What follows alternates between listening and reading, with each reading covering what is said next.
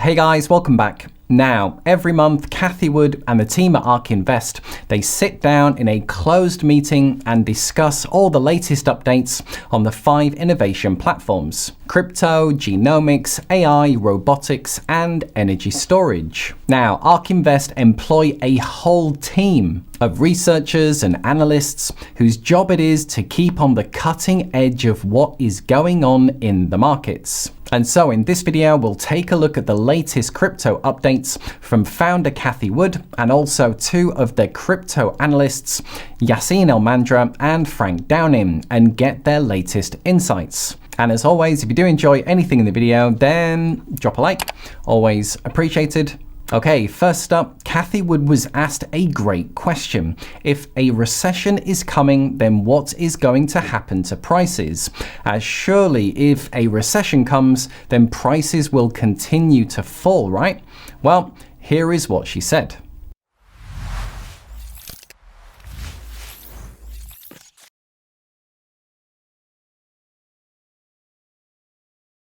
I think the question is more about the US, but we do think Europe is, if it isn't in a recession, it will be.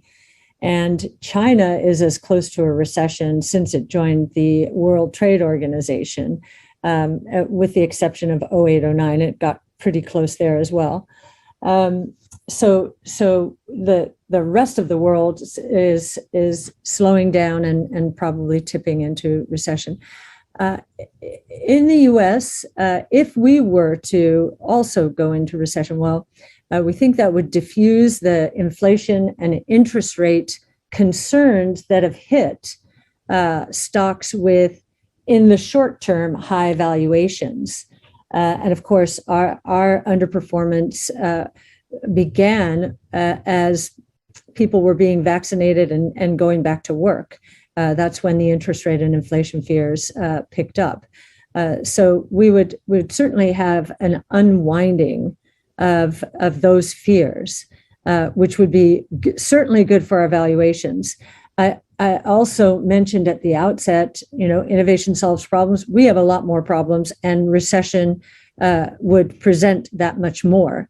So, or that many more. It always takes either a crisis or some great fear for consumers and businesses to change the way they're doing things.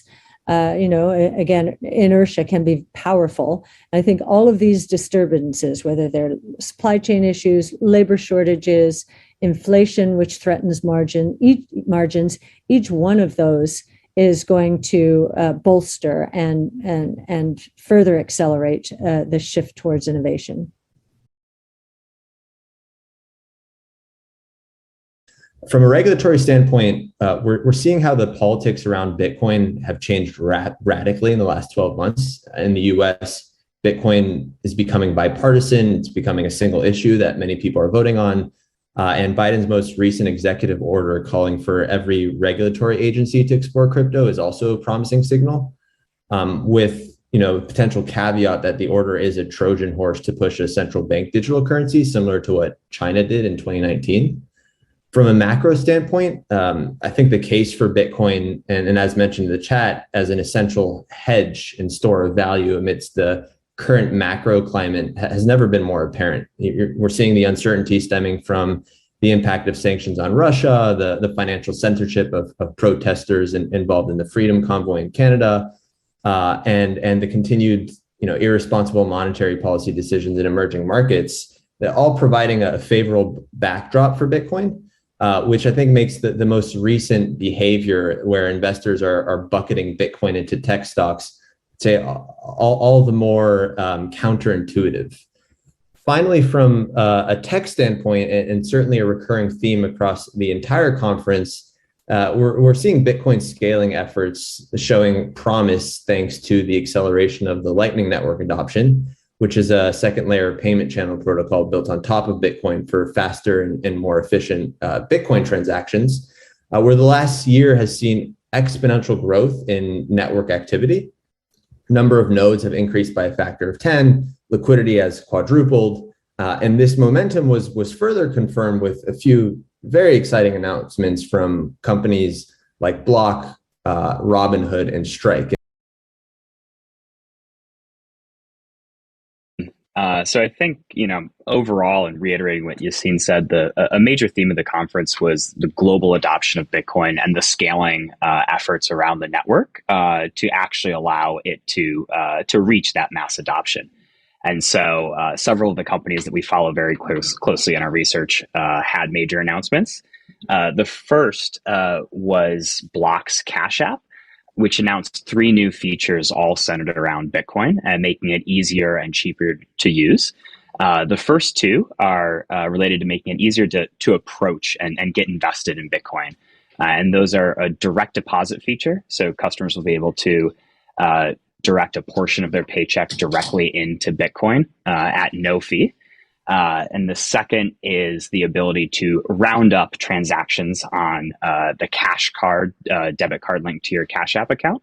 The last announcement that they had was the functionality to send and receive payments via the Lightning Network from the Cash App. So this will make it cheaper and faster to use Bitcoin if you're a Cash App customer. And they've done several things to make it much easier to use both a Lightning wallet and a Bitcoin wallet at the same time, namely a combined QR code for payments.